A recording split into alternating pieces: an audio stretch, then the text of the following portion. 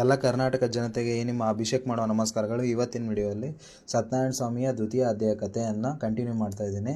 ಈ ವಿಡಿಯೋನ ಕಂಪ್ಲೀಟಾಗಿ ನೋಡಿ ಫ್ರೆಂಡ್ಸ್. ಈ ವಿಡಿಯೋ ನೋಡೋಕ್ಕೆ ಮುಂಚೆ ಪಾರ್ಟ್ 1 ಸತ್ಯನಾರಾಯಣ ಸ್ವಾಮಿಯ ದ್ವಿತೀಯ ಅಧ್ಯಾಯ ಕಥೆ ಪಾರ್ಟ್ 1 ನೋಡಿಕೊಂಡು ಇದನ್ನು ಆದಮೇಲೆ ನೋಡೋಕ್ಕೆ ಸ್ಟಾರ್ಟ್ ಮಾಡಿ ಫ್ರೆಂಡ್ಸ್. ಈ ವಿಡಿಯೋನ ಕಂಪ್ಲೀಟಾಗಿ ನೋಡಿ ಫ್ರೆಂಡ್ಸ್. ಪ್ರತಿ ತಿಂಗಳು ರಥವನ್ನು ತಪ್ಪದೆ ಶ್ರದ್ಧೆಯಿಂದ ಮಾಡುತ್ತಿದ್ದನು. ಈ ಪ್ರಕಾರ ಬ್ರಾಹ್ಮಣೋತ್ತಮನು ಸತ್ಯನಾರಾಯಣ ಸ್ವಾಮಿಯ ರಥವನ್ನು ಮಾಡುವನಾಗಿ ಸಕಲ ವಿಧವಾದ ಪಾಪಗಳಿಂದ ಬಿಡಲ್ಪಟ್ಟು ಇದರರಿಂದ ಹೊಂದಲು ಅಸಾಧ್ಯವಾದ ಮುಕ್ತಿಯನ್ನು ಹೊಂದಿದನು.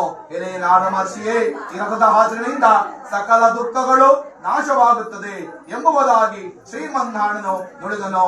ಎಲೆ ಋಷಿಗಳಿರ, ಈ ರೀತಿಯಾಗಿ ಶ್ರೀ ವಿಷ್ಣುವು ಮಹಾತ್ಮನಾದ ನಾರದಸ್ಕರ ಹೇಳಿದ ವಿಷಯವು ನಿಮಗೆ ನನ್ನಿಂದ ಹೇಳಲ್ಪಟ್ಟಿತ್ತು, ಮತ್ತೇನನ್ನು ಹೇಳಲಿ ಎಂಬುದಾಗಿ ಶೋಧಿಕಾದಿಗಳನ್ನು ಕುರಿತು ಸೂತ ಮಹರ್ಷಿಯು ನುಡಿಯಲಾಗಿ ಋಷಿಗಳು ನುಡಿಯುವರು. ಎಲೆ ಮಹರ್ಷಿಯೇ, ರಥವನ್ನು ಆ ಬ್ರಾಹ್ಮಣನಿಂದ ಕೇಳಿ ಭೂಮಿಯಲ್ಲಿ ಮತ್ಯಾರಿಂದ ಆಚರಿಸಲ್ಪಟ್ಟಿತು ಆ ಸಮಸ್ತವನ್ನು ತಿಳಿಸಬೇಕೆಂದಲು ಸೂತರು ಹೇಳುವರು. ಎಲೆ ಮುನಿವರಿಯರೇ, ಭೂಮಿಯಲ್ಲಿ ಈ ರಥವು ಯಾರಿಂದ ಪೂರ್ವದಲ್ಲಿ ಆಚರಿಸಲ್ಪಟ್ಟಿತು ಆ ಸಂಗತಿಯನ್ನು ಕೇಳಿರಿ. ಒಂದು ಸಮಯದಲ್ಲಿ ಪೂರ್ವೋಕ್ತನಾದ ಆ ಬ್ರಾಹ್ಮಣನು ವಿಶೇಷವಾಗಿ ಪೂಜೋಪಕರಣಗಳಿಂದ ನೆಂಟರಿಷ್ಟರು ಕೂಡಿದವನಾಗಿ ರಥವನ್ನು ಆಚರಿಸಿ ಮಾಡಲ್ಪಡುತ್ತಿದ್ದ ರಥವನ್ನು ನೋಡಿ ಏನೋ ಒಂದು ವಿಧವಾದ ಭಕ್ತಿ ಉಂಟಾಗಲು ಸಾಷ್ಟಾಂಗವರೆಗೆ ಬ್ರಾಹ್ಮಣರನ್ನು ಕುರಿತು, ಎಲೆ ಸ್ವಾಮಿಯೇ, ನಿಮ್ಮಿಂದ ಆಚರಿಸಲ್ಪಡುತ್ತಿರುವ ಈ ಪೂಜೆ ಯಾವುದು?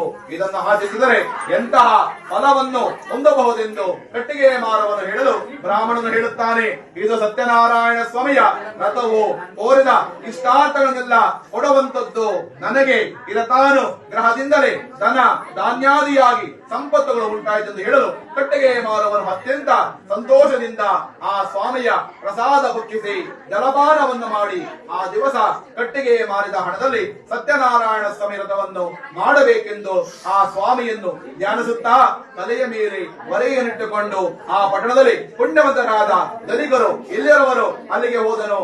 ಆ ದಿವಸ ಎಂದಿಗಿಂತಲೂ ದ್ವಿಗುಣವಾದ ಪ್ರಕ್ರಿಯೆಯಾಗಿರುವ ಬಾಳೆಹಣ್ಣು, ಸಕ್ಕರೆ, ಬೆಲ್ಲ, ಹಾಲು, ಮೊಸರು, ಗೋಧಿ ಹಿಟ್ಟು ಇವೆಲ್ಲವನ್ನು ಕಾಲು ಪಾಲು ಹೆಚ್ಚಾಗಿಯೇ ತೆಗೆದುಕೊಂಡು ತನ್ನ ಮನೆಯಲ್ಲಿ ಸೇರಿ ಬಂಧುಗಳನ್ನು ಕರೆಸಿ ಶಾಸ್ತ್ರೋಕ್ತವಾಗಿ ರಥವನ್ನು ಮಾಡಿದನು. ರಥ ಪ್ರಭಾವದಿಂದ ಸಕಲ ಸಂಪತ್ತುಗಳನ್ನು ಪಡೆದನು. ಅಂತ್ಯದಲ್ಲಿ ಸತ್ಯನಾರಾಯಣ ಸ್ವಾಮಿಯ ಲೋಕವನ್ನು ಪಡೆದನು ಎಂಬುದರೊಳಗೆ ಕಾದಬಡದ ಕಡದ ದ್ವಿತೀಯ ಅಧ್ಯಾಯವು ಸಮಾಪ್ತವಾಯಿತು. ಅಭೀಷ್ಟೋ ಫಲಸಿದ್ಧ. ಇದಾಗಿತ್ತು ಇವತ್ತಿನ ವಿಡಿಯೋ ಮತ್ತು ಸತ್ಯನಾರಾಯಣ ಸ್ವಾಮಿಯ ದ್ವಿತೀಯ ಅಧ್ಯಾಯದ ಕಥೆ. ಇದೇ ರೀತಿ ಹೆಚ್ಚಿನ ಕಂಟೆಂಟ್ಗಾಗಿ ಕಮೆಂಟ್ ಮಾಡಿ friends. Please follow and share. Thank you for watching. Thank you.